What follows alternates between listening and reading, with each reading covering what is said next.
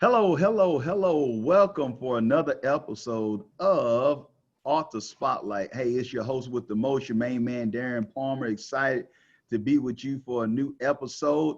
Today, I got on Mr. Tab Pierce. He is the founder and president of Caliber Security Partners.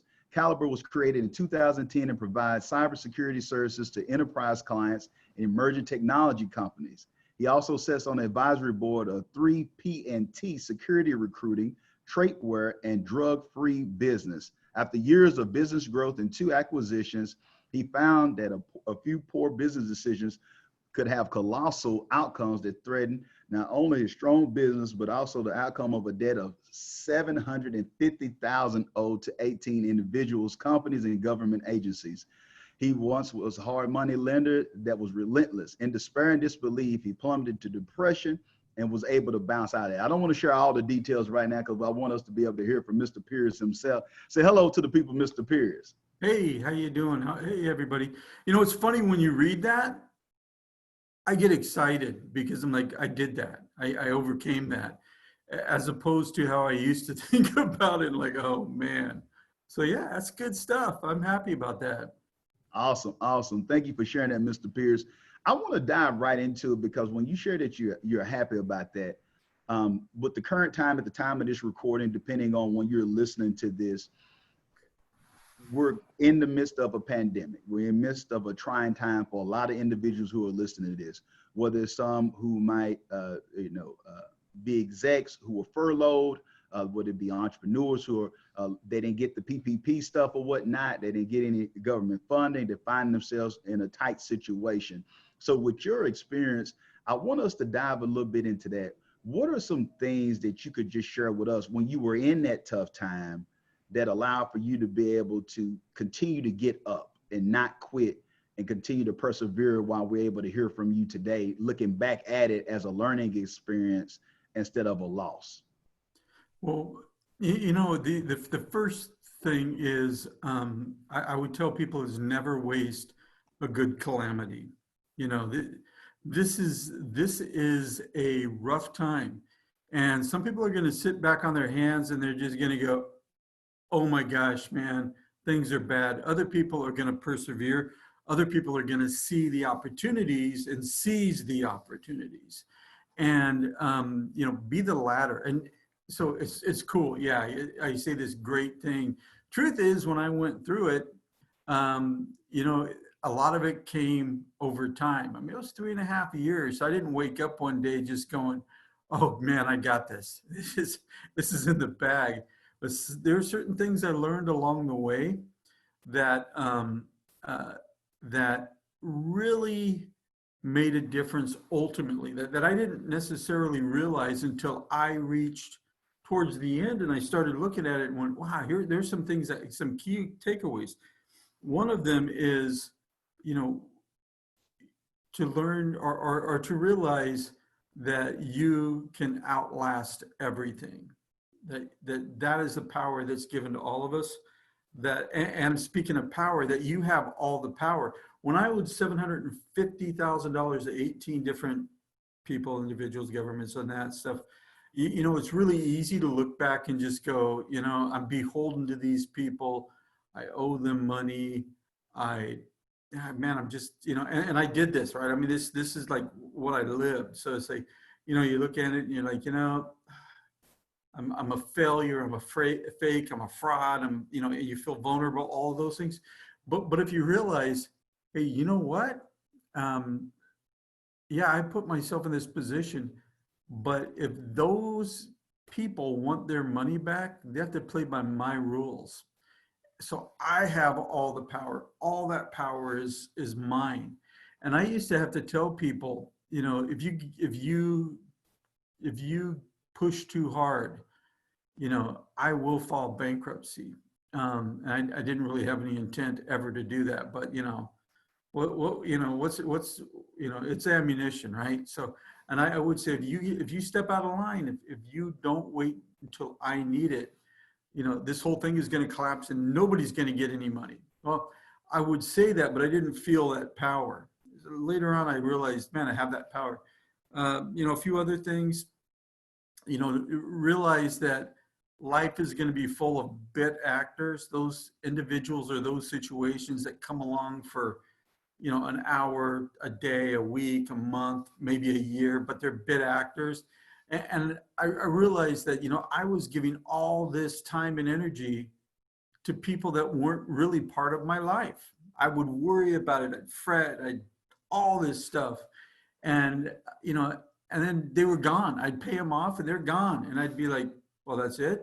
Aren't we supposed to like give a hug, shake hands, throw a party, have a cake? I don't know, but that's it. They're gone. It's over. And so kind of learn that, I give them what they need in order for them to receive what they're going to receive. But I don't give them more than that. I don't give them excess time or anything. So, those are some of the things that I learned along the way. Other things that, maybe we can talk about later. Awesome. Awesome. And I thank you, Mr. Pierce, for sharing that, because I know that some of those who are part of our audience right now, they're facing that. It seems like that the debt that they have, it seems insurmountable or whatnot. It's just like, how am I going to get up? The head is pounding, can't sleep at night, looking at the kids, looking at the wife or significant other, whatever the situation may be. How do I respond, and how do I walk into the office or whatnot, or do a Zoom meeting with the team and be able to share with them, how am I going to make payroll, the whole line, the P&L is not looking the way you want it to look. So we definitely understand that for those who are tuned in, and you want to hear from individuals like Mr. Pierce who's actually lived that life and had to deal with it. And, speaking of, go ahead. I don't want to add one thing to that, because what you just touched on, man, I just relived a lot, right?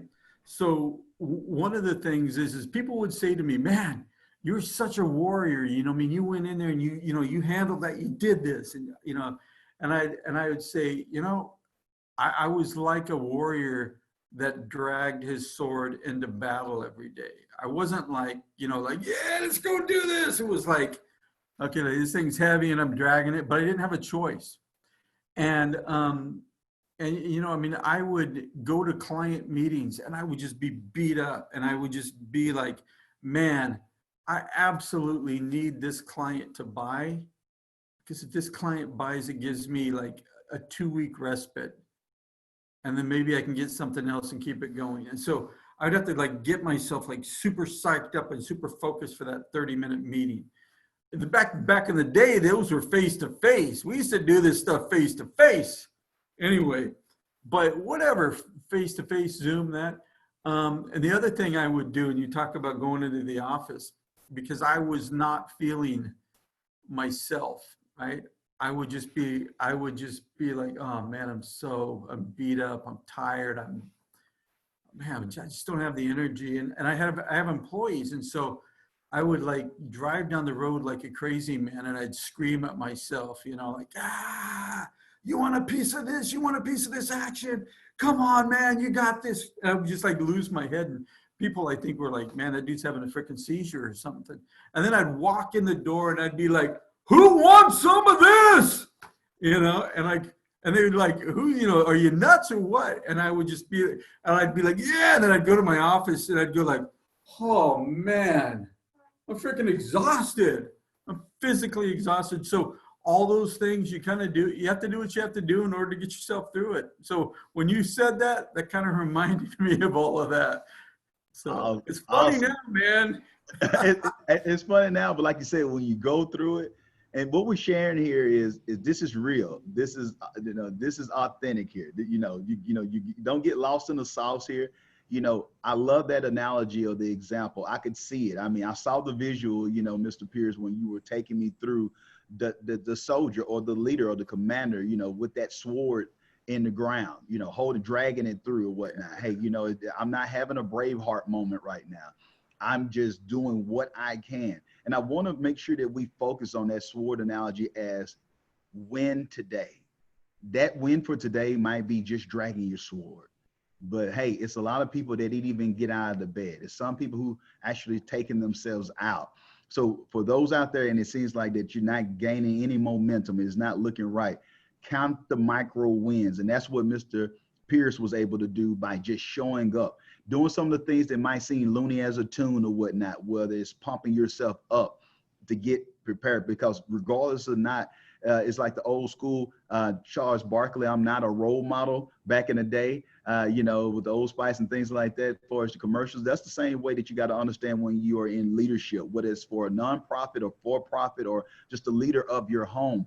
People are still looking to you. You don't get the privilege of being able to sit down on the bench when it's go time or it's game time or whatnot. So thank you so much, Mr. Pierce, for sharing those nuggets or whatnot. And I heard about little birdie or whatnot that you've been able to do a book or whatnot. So if you don't mind, could you just share us, you know, the name of a book that you want to share, and you know, and why did you write that book? So the book is Upsurge, Wreckage to Triumph, Wreckage to Triumph, Rebuilding Your Business and Personal Life. And I wrote that book, you know, it started off as therapy for me. You know, I mean, I didn't sit out and go, I'm going to write a book. But I wrote a chapter, and it was really more therapeutic for me. And just because my personality's, you know, I humor myself, and I called it chapter 1, and I just kind of put it away. And then pretty soon I'm writing another, you know, kind of notes to myself to kind of remind myself. And I went chapter 2, and I went, wait a second, it almost sounds like I'm writing a book. So that's how the book started. And what's interesting is, if anybody who reads the book will start off seeing me incredibly vulnerable. Because when I started writing that book, I was in the midst of all of that stuff. And then as the book goes on, it finishes up with us having paid off all of that debt, getting back on our feet, everything else. So you kind of go from seeing a guy that is pretty vulnerable and like saying things to get himself motivated, to somebody who is kind of like finally has it all together. So, you know, if people are interested, you know, they can buy it off of my website, only a hard copy there at tabpierce.com. They can get it off of Amazon, hard copy or ebook. They can get it on Audible. And an Audible book. Come on now. Come on. That's not bad. I'm just making myself laugh. Stupid dad jokes. Hey, I'm there with you, whatnot. You know, I get that quite a bit from the crew I have or whatnot. Some other people in the world think I'm pretty cool, Mr. Pierce, but you know, at home it's real humble, and they'll let you know that you're just a dad, right? Real quick. The crew that I have or whatnot. And so, you know, when I think about this book or whatnot, because it's a process in itself. So it's one thing being a business owner or whatnot. It's similar like to Michael Jordan. Yeah, you're a great basketball player, but you know, you can suck as a baseball player for us, what we saw as him being a part of the White Sox organization or whatnot on the lower level. And so when it came to the book, what were you able to do to create some hacks? Because like you say, you weren't even trying to do a book, but you found out that it started being a book. So what are some of the tangible steps that you took? Did you access a publisher? Did you do some, just help someone like a ghostwriter, somebody to be able to help assist you? What were some of the steps that you took with being a business owner and being a dad and the whole nine that allowed for you to be able to get that done? Well, the first thing is, I'm a massive, massive, massive planner. I plan everything. I plan planning. And so, you know, the first thing I did is I just went, I did research. How many words are in a book like I want to read? So I knew that. I estimated how many chapters I wanted it to be, not what the chapters would be, but just how many chapters I wanted, how many words per chapter. And then I went in and said, I'm going to break this thing down into, you know, weekly bites and then daily bites. And I'm going to finish it by this time. That's not to say that the date didn't move or shift because life happens, but it didn't shift much. So, you know, that was just how I wrote, and now I'm writing, you know, I'm in the process of a second book. That's how I write. As far as, you know, I self-published, which sounds really easy. The honest part is man, writing a book is almost the easy part. you know, going through and getting an editor. The editor was fun because I edited and edited and edited, had my wife go over it with me. I handed this off to my editor and I was like, man, this is gonna be the easiest thing she's ever edited because it is locked down. Comes back, she humbles me, cuts out about 6,000, 7,000 words, saying you're a bit wordy, if you can imagine that. And so that was a process. And then going over and, you know, reading and accepting it, all of this stuff is big process. So, you know, the thing for me is that I was committed to the end result, but I had to learn along the way of what it took to do that. So, you know, even to the point of having it recorded. You know, I was going to do it myself, and then I started looking at what it took, and I was like, "Get that, man! I'm hiring somebody," because I just didn't have it in me. So, you know, those are just some of the things you kind of have to go through. But that's what I did. Awesome. And I love that you shared that because you brought up something that, you know, I share quite a bit. But at the end of the day, if you went through the process, for those who tune in, who are looking at doing the book, that the writing the book part is really the easy part. I know it seems daunting at first because that's all you got the blinders on, because you're just like, how in the world am I going to be able to get through this maze of getting this content down and get it solidified? So by that, though, is like I said, that's really the beginning. That's the genesis of the whole process, really, is just at least getting that done. Because I've seen people just push the manuscript and think, oh, okay, hey, I'm gonna have a book by next week. And Yeah. then you got to have that piece of humble pie. You got to slice it up or whatnot and take a big gulp of it or whatnot. And then understand like, hey, no, this work is just beginning. So when you look at this, I love the planning. So I just want to make sure that we go back over some of the things that Mr. Pierce shared with us. Is for one, being able to plan, having an outline, doing your due diligence. Don't forsake, knowing about the process. So now when you're faced with a decision, you're competent or whatnot, knowing that, okay, this is a part of the decision. I had just for an example, when I had someone reach out to our company and said, well, you know, I want to get the book done. We're really looking at ghostwriting. And, you know, I looked online and I found out that, you know, I really have a budget of $200. Like, wait a minute, what did you read? And they shared with me that, you know, I saw the ghostwriters start at 200. And then I had to share with them, that's probably that they started at $200 an hour.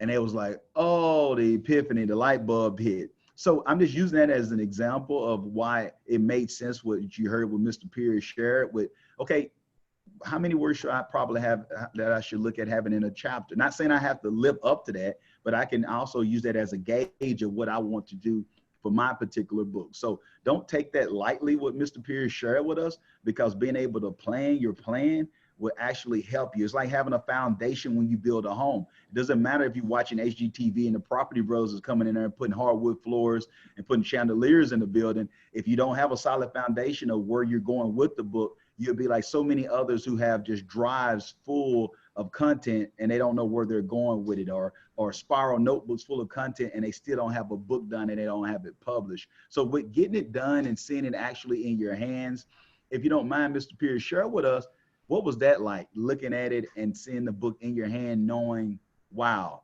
I'm actually an author. I actually completed something that I didn't even know I was going to go at to complete. It was just being therapeutic. You know, that's really interesting that you bring that up because I was so excited. I mean, you know, I'm taking pictures of myself. You know, this it's like done. It was done in or completed during in the midst of lockdown, right?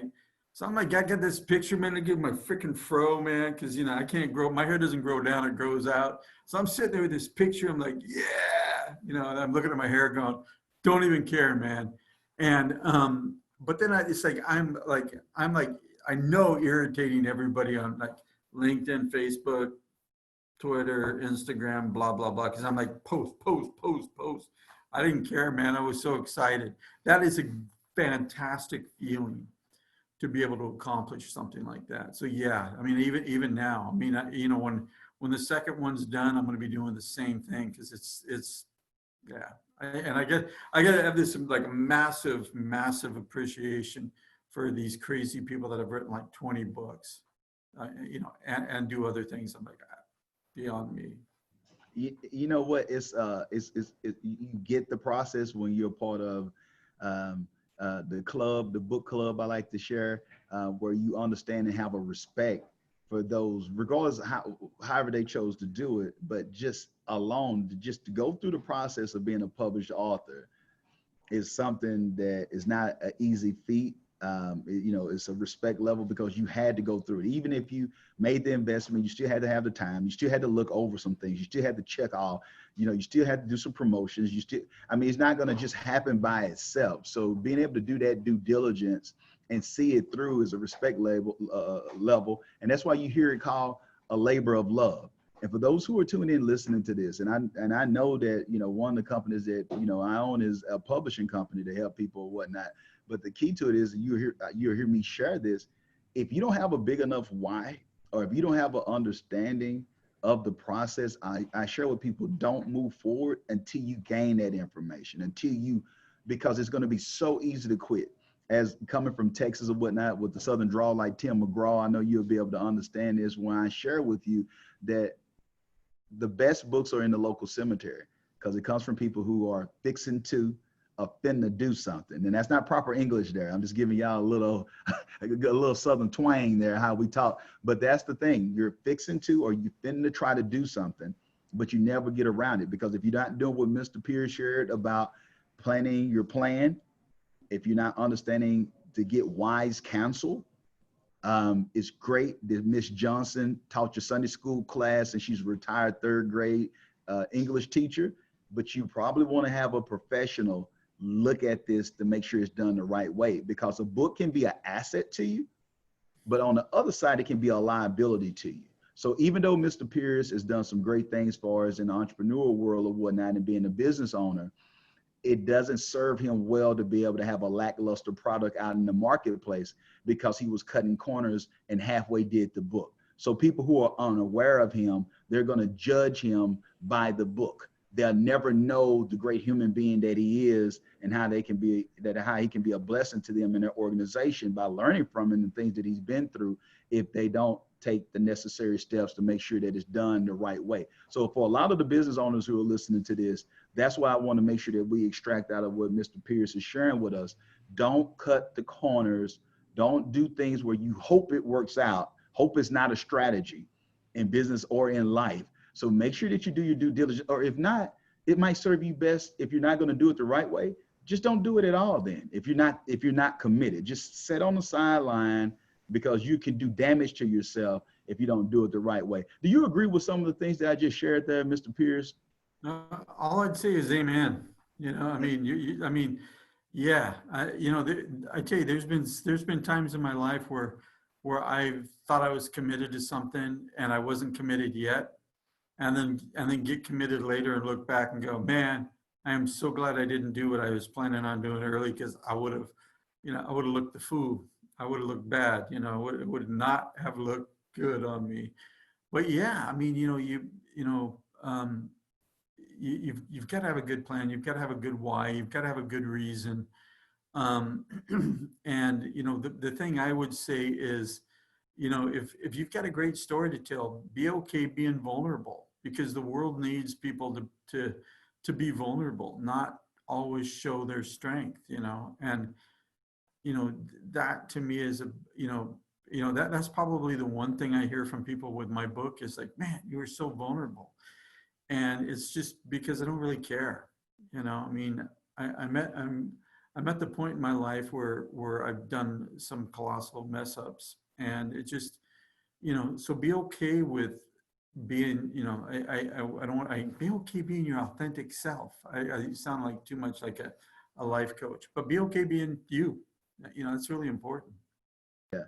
And you know what? When you share that, Mr. Pierce, it resonates with the audience, and you repel those who don't get the message, which saves you some time and allows for you to allot your energy to the people who need it the most. And that it fuels you as well, because you're operating and being who you are, being, typically genuine. Being genuine helps so much with people, because that's the message that people need. That's why we led um, into this interview today with how to handle some of those tough times. So yes, when you all go to the website at tabpeers.com or whatnot and purchase the book, or go it on Amazon or wherever you want to get a book from, or the audio book, you're able to hear from somebody that that's real, that you know he's not fake. He's showing you the good, the bad, the ugly. And for any of us who have lived for a long enough time, we understand that there's a roller coaster ride in this thing called life. And so by hearing from someone who's actually did it and got a sticker to go with it, I think that it can help all of us excel and know that, hey, just keep going. You never know what's around the corner. Who would have thought that Mr. Tab Pierce would be coming up a 2-time author and would have been able to overcome the $750,000 worth of debt to the 18 individuals that he owed if he wasn't able to continue to move forward, dragging the sword and all, not having it all figured out and all. He still was able to continuously move forward and move the needle and get micro wins. And that is the compound effect working at its best. It's not just in your bank account or your Roth IRA, your 401k, where the compound effect happens. It allows for you to win in your everyday life with those incremental gains, those win-wins. You don't have to hit a home run all the time, but it's something magical happen. If you can continue to get on base and get around to home plate, you still can calculate and get a win. Mr. Tab Pierce, if you don't mind, we thank you so much for your time today, but could you share with the audience any website information that you have, any social media handles, or if you have other products and services that you want to share besides the book? Could you share any of that information at this time? So, again, tab, T-A-B, like the key on your keyboard, tabpierce.com. They can contact me there. It's not a fantastic website, but it's good enough to get people to communicate with me, which is what I want people to do. Instagram, it's the Tab Pierce, because Tab Pierce is my personal one, but the Tab Pierce is the one that, because I'm not any more clever than that. And then, just if anybody wants to connect with me on Facebook, Tab Pierce, I think it's there. I think there's like 2 of us in the world, 2 Tab Pierces. So there's, you get a 50-50 chance of getting the right one. The other thing I would say is, I hope to be so busy someday, I mean this kind of tongue in cheek, that that it becomes hard for me to dedicate enough time to everybody. I'm not there yet. I've flown out, yes, face to face. I've flown out to places, 10, 15 people in a company, give them a seminar, right? Presentation. One of them was 4 hours long, and I actually ran out of time. So, but I do that for free. I do ask that the people read my book because it levels up the discussion we're going to have. But I'm willing to do that for companies. I'm willing to, if an individual just wants to talk, I'm there. Just email me, whatever, just and just to kind of, to give an example, I was in Billings, Montana, and doing a presentation, and this woman somehow heard I was going to be in Billings, who had read my book, and she goes, oh, I really wish I could have seen you, love your book, blah, blah, blah, blah, blah. And I'm like, hey, let's grab coffee. And so, she's like, are you serious? And I'm like, and it's so funny because it's like, she's like, well, maybe we can do dinner. And I'm like, yeah, dinner is fine. And the funny thing is don't be afraid to approach me, but other people, because, like when people are like, will you sign my book? This is like one guy who's like, this is the greatest day of my life. I'm like, dude, no, it's not, man. I'm just a dude. It's not that great. I don't tell him that, but that's the truth, right? I'm like, I'm just a dude. So my point is, people can reach out to me. A lot of people need help. A lot of people don't do that. A lot of people don't take that step. So to your listeners, take that step. Awesome. And I love that. Even with us being able to be here and blessed with you to share it with us today, it's about asking. We had one of the co-authors or whatnot Chicken Soup for the Soul on, and he was sharing the same thing about the ask component. And I think that's what Mr. Pierce is sharing with us too. You know, you have not because you ask not. If you reach out to individuals, you'll be shocked. And this is something that I've noticed, Mr. Pierce. I know, I mean, you know, you have some people who are rude or obnoxious in every arena, every gender, every ethnicity, whatever, it doesn't matter. But what I've found is that people who've been through some things and people who have had a certain level of success in certain areas, I found that they're more than willing to pass it forward for people who are actually hungry for it and want to implement and learn.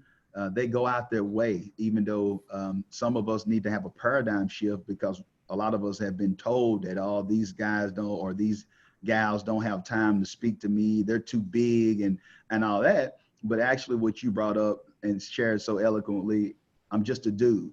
And so when you treat people as just human beings and just reach out, who knows or whatnot, just like reaching out to Tab Pierce, you got a 50-50 chance, you know, but don't shoot yourself in the foot, you know, at least reach out and get out. And Mr. Pierce, I'm going to have our team members reach out to you after this episode too, because I definitely want to connect with you. I want to go deeper. I know this was just for the Author Spotlight podcast, but I have, you know, an event and some things that I'm working on, but I would love to have you be able to share, even if it's virtual or whatnot, to some of those business owners and things to do a deep dive who really could benefit from your series. And I'm going to purchase a few of the books. This is all right. I'm going to go to your website and get some to some of the our mastermind people as well, so they can learn and glean from it. And I need to have a copy for myself. I'm going to be selfish. I'm sharing it on air. Darren's being selfish right now. I'm going to get my copy as well so I can learn from it. But we thank you so much, sir, for your time. But could you, last but not least, could you share with that person who's straddling the fence right now, who's thinking, man, you know, I'm not Tab Pierce, man. That guy's killing it. You know, I'm not Darren. I don't have companies. I'm not on boards. I don't have my own show, but they know they have something that's tugging at them to share their story or their expertise or their experience. What can you say to that person about the importance of them sharing their story with the world? Well, I'm going to answer this the way I want to answer this. I don't know if I'm answering it the way you want me to answer. No, you answered, brother. But you know, the first thing I would say is, you know, the two of us don't have it together as much as we think or people think, right? We know the truth, right? Every time you level up, there's a new thing, and you're like, dang, how am I going to reach that? And you know, so just remember where you're at. If you're beating yourself up and you're not seeing you for who you are, you're never going to get there. You know, you have to actually believe that you can do something. Even, you know, and one of the things, and you mentioned this, but one of the things that I learned was there were times that I didn't feel like I could do it. And it was all about, I'm just going to make it through today.